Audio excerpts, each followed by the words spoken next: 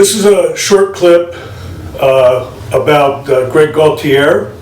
He's talking in a public comment period on October 14th during the Exeter Township Supervisors meeting. And he's talking about an organization called ERCCP. It's Exeter Reading Country Club Partnership, where they have over 240 members and they do good things for the community.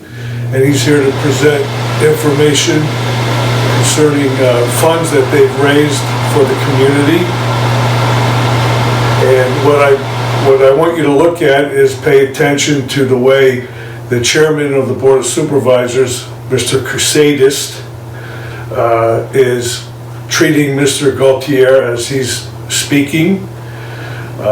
If you're not familiar with these public comment periods, they're supposed to be for the public to be able to say something. They can present questions. The board is not required to answer them, but the board is supposed to be listening and not interrupting. And you'll see that Mr. Cusatis interrupts quite often.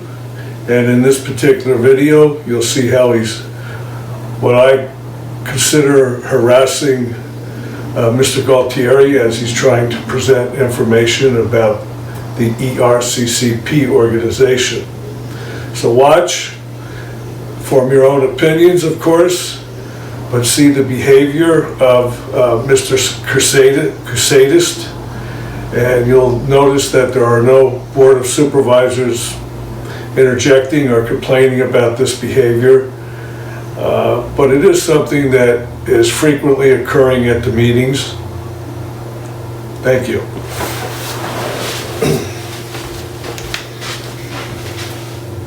Wrong sheet. Sign the wrong sheet. Great. Process. You're supposed to sign the blue sheet for agenda items. You could talk about the RCC in that.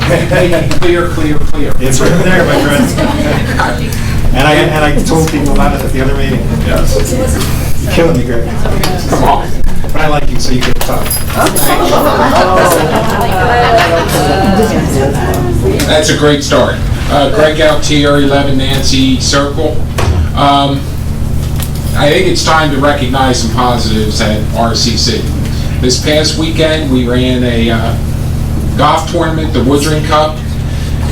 It's a Ryder Cup type event, and generally when you go to a golf course and you see this type of thing going on, it's basically two teams playing against each other.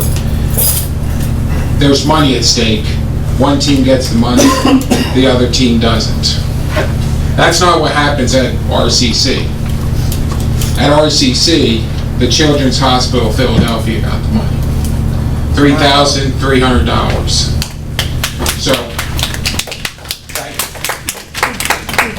So this year, RCC has raised $22,000 for the community. That's the golfers, The community and the golfers.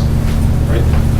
Yeah, but the golfers and the ERCCP has raised $22,000. With the community's help. Go ahead.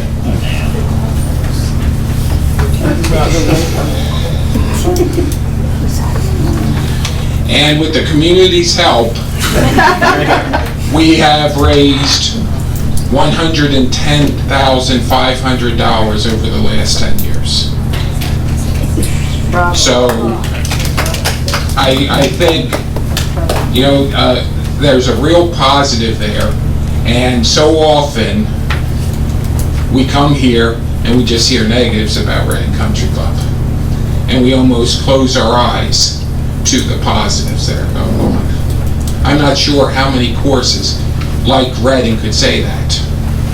The big money courses could say it, because they have people with deep pockets. But that's not what Reading Country Club is. We haven't had anyone give more than $500 at a single event to do that. $14,000 for the library over that time, $52,000 for the food pantry, Education Foundation, TIPS, CHOP, Blankets of Hope, Mary Shelter are some of the other beneficiaries.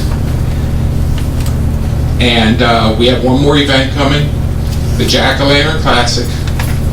21 teams will be participating, again, helping charities in the area, which is a win-win-win. It's a win for RCC because we're bringing new business into the course. It's a win because it's the last Sunday in October, and that's a day you might not get much golf. Yeah, we're selling the place out. And it's a win because we're helping charities. Final note, I don't appreciate the interruption because once again, we're doing something positive and you're trying to diminish what we're doing. It was uncalled for, you shouldn't have been interrupting me. Okay. It's not appreciated. Thank you. Well, I was going to mention one comment. Greg, the reason why I say the community was looking like pie in the face. That was the community, not just the We have golfers. So this for- just make sure that. We have this for you.